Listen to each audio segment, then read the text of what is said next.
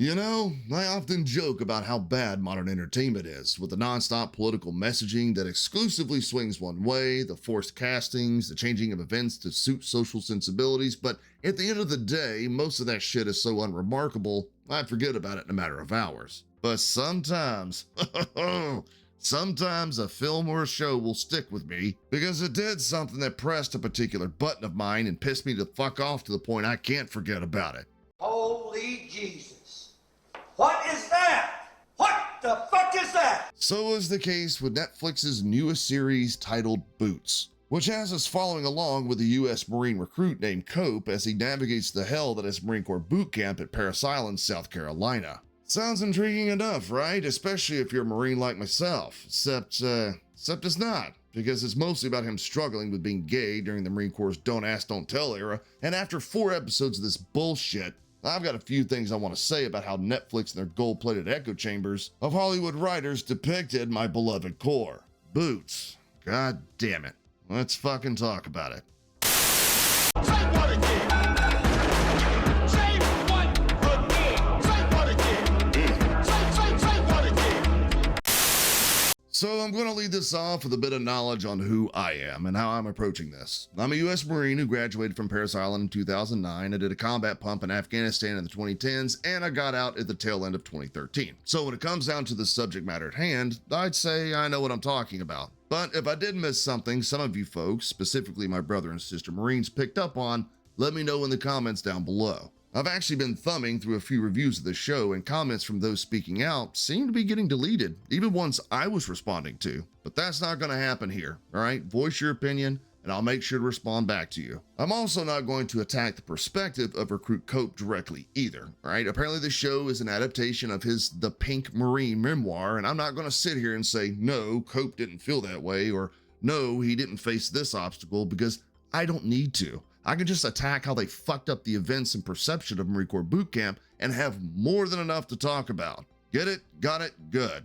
Let's get into this garbage. Now let me see your war face. Ah! Simply put, and I'm going to say this as nicely as I can, from an authenticity standpoint, Boots is fucking shit. Boy, that escalated quickly. I actually caught on to this within the first 10 minutes of the first episode, when the new recruits were lining up on those legendary yellow footprints we as Marines all love now but hated back then, and went through the motions of their phone call back home and getting their heads shaved. These motherfuckers are smiling, laughing, and making small talk with one another, which is total bullshit, because I don't know about y'all, but everyone, including myself, who got dragged out there on a cold, rainy December night, we're too paralyzed and shell-shocked by the mythical creature known as the Marine Corps DI to even think about cracking a smile. And the thing is, this is a common theme throughout the entirety of the 4 episodes that I watched. Recruits can be seen cheering each other on, high-fiving and jumping around, having full-blown conversations while in line, talking aloud in the middle of the night during Firewatch, joking, hosting competitions, and for the non-Marine folks listening to this, I can't possibly explain how grating this is as a Marine to watch. What do you mean by that? Look, there are some folks who adjusted to Marine Corps boot camp and the daily life pretty easily, and there were some who struggled, but there's something that we can both agree on. At no point, not even for a single fucking second, do you show any type of happiness while at Marine Corps boot camp. You don't laugh, you don't smile. Shit, if you even have a small twinkle of that shit in your eye, a kill hat will be on top of you screaming in your ears quicker than you can say, I want to go home. Wipe that stupid-looking grin off your face, or I will gouge out your eyeballs and skull fuck you! And that brings me to the biggest point of contention in this show.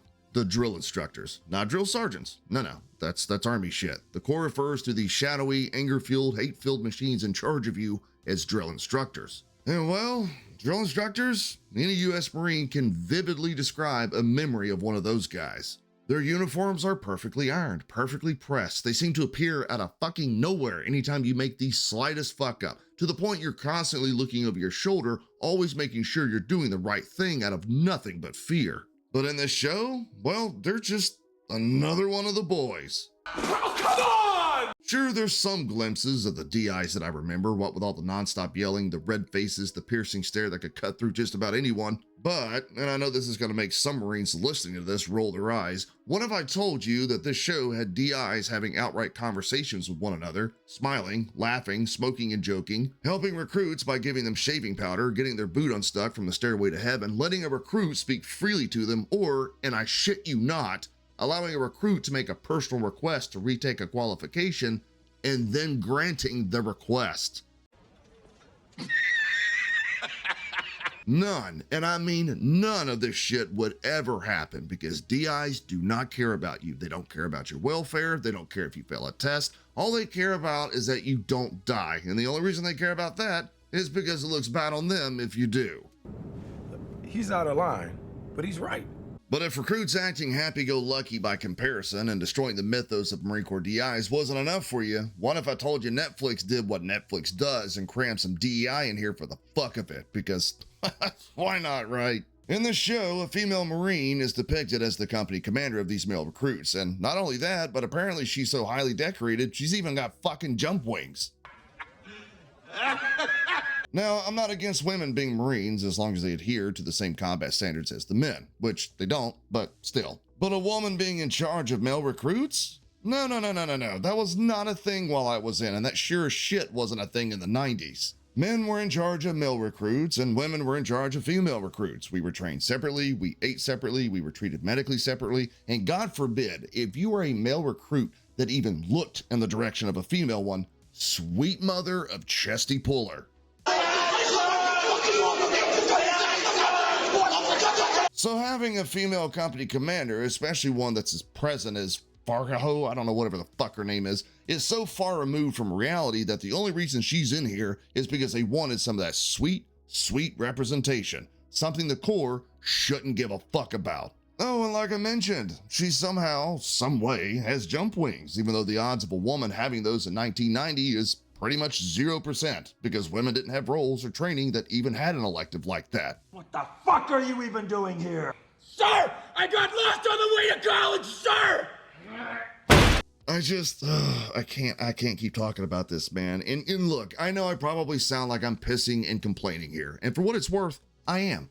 100%. Because for Marines, those 13 weeks of boot camp formed us into who we are. It changed us. It broke us down on a molecular level and built us back up to what we are today. And to see a company like Netflix grossly misrepresent it just to produce some closeted, don't ask, don't tell gay storyline is everything wrong with modern entertainment. Message over substance and authenticity. And the thing is, there is so much more wrong with this show that I could get into, but I'm not going to. I just don't have the patience for it. Anyway, I appreciate y'all for checking out my video. I'll talk to y'all later.